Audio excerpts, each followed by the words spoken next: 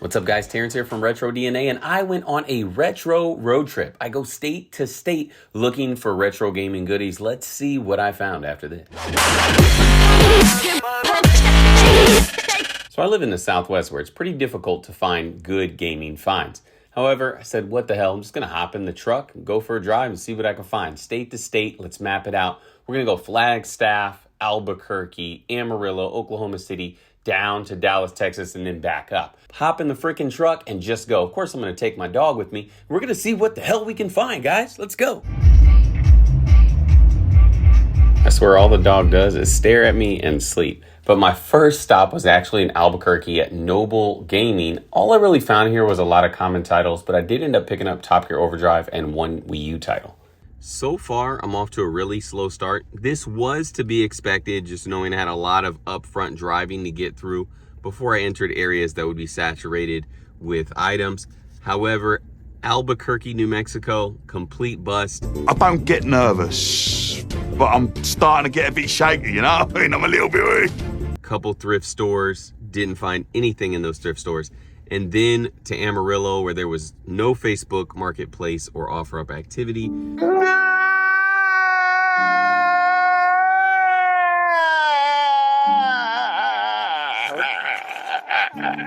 Things did get much better. I actually ran into a number of these like antique malls where really it's what it sounds like. They just sell all types of old antique items there, but each one of them had like these gaming booths. And so I found 3 of them across the state of Oklahoma and just did some digging. Came across the Super Mario Bros. Deluxe on the Game Boy Color CIB.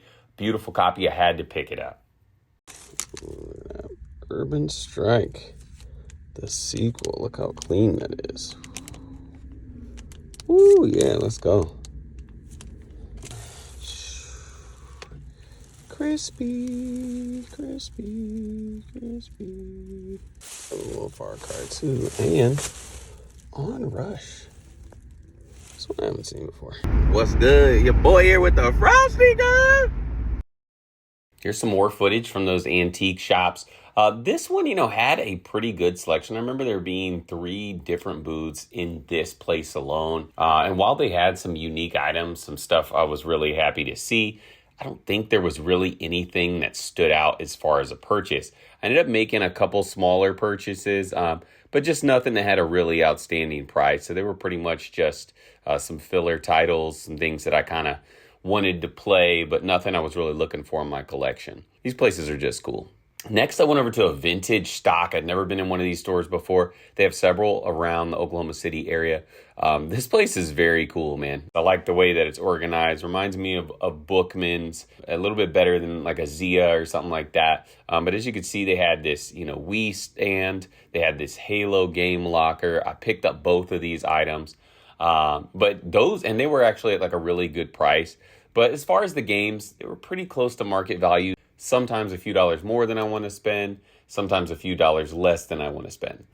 It just really depends on the title itself, but overall, no real complaints about the prices or anything. They're competitive, and they do have a good selection. Everything's pretty well organized, too. Plus, I saw this copy of Funky Barn here, which kind of caught me off guard. And at $44.99, it's not a terrible price. I just never actually seen that game out in the wild. And, of course, they have all types of like little handhelds, controllers, accessories, toys, all throughout the place. But yeah, just a good wide selection. A store that I'd recommend if you've never been to one and you're in the Midwest. I happen to look them up and they're in a lot more locations as well. But yeah, I'd never been to a vintage stock and I freaking loved it.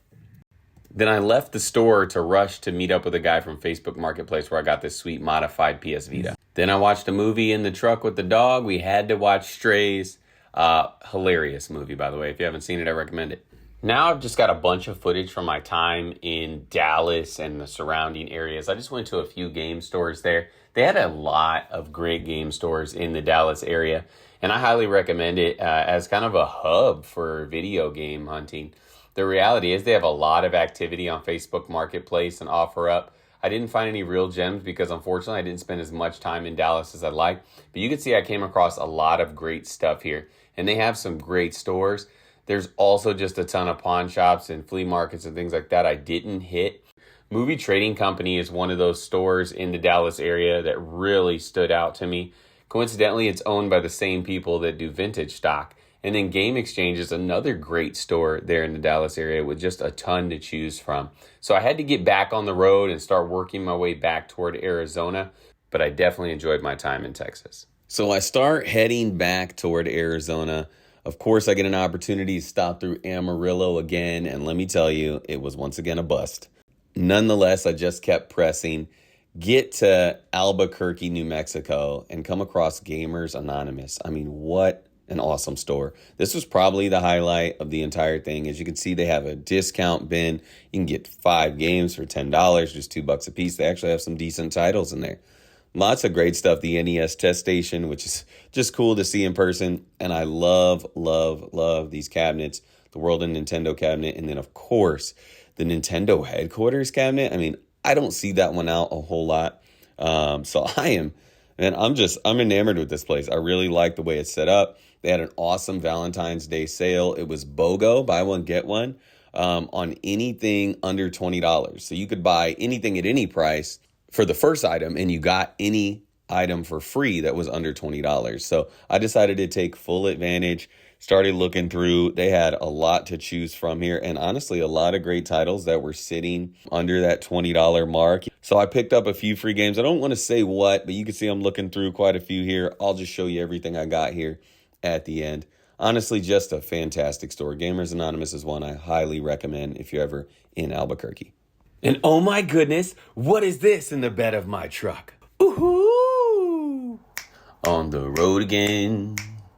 Just can't wait to get back on the road again. Willie, we love you. Anyway, as you can see, on my way back, I did manage to pick up some PS4 games. All right, so now I'm currently in Flagstaff, Arizona, and I am on my way to meet someone to pick up a pretty large Xbox 360 haul.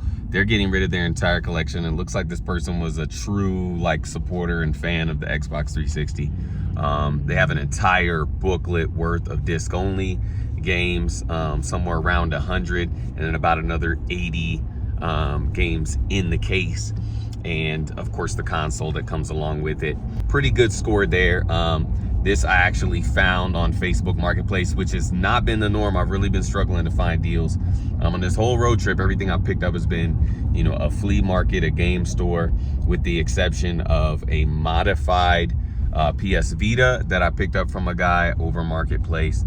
And then this lot, I'm also going to be picking up another small PS4 lot while I'm here in Flagstaff. These are my last stops because it's only about 2 hours from home. So as you can see, it's snowy up here in Flagstaff, but we're in t-shirt and shorts down in Phoenix. So can't wait to get back home. I've been cold for 5 days straight. All right, here it is, guys. Everything I picked up on the retro road trip. As you can see, I got a PS3 kiosk. Now this thing is not complete. It's missing some parts, but as you can see, I managed to finish putting it together. Oh, I'm so happy to have that thing. Did pick up this Wii Tower as well. Been actually looking for one of these, as I mentioned earlier. Got a smoking deal on it, so I'm pretty excited there. And games. You can see the Magnavox 300 there. Definitely happy to have it. I've seen these in the past. Actually never played one before. There we are, CIB, Super Mario Bros. Deluxe, a Kirby's Epic Yarn, and then Super Mario Land. These are my first CIB Game Boy games. The Urban Strike. Look at that Saw 2. Oh my gosh, I mean, what a find. There, of course, is the PS Vita that I mentioned before. I love the red color. Didn't have that, so I'm excited here. Here's that final PS4 lot that I picked up. Quite a bit of games. $90 for the whole thing. The CIB, PS4, and all of these games. I pretty much didn't have any of those games in my collection except for 2, so that was great. You can see the Onrush there. Then we got the stack of 360 games that I picked up earlier.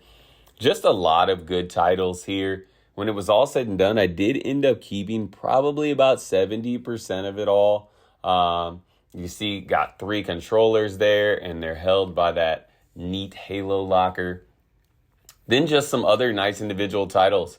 Mario and Sonic at the Olympics, Uncharted, that new and tasty Oddworld, NFL Street 2, Second Sight.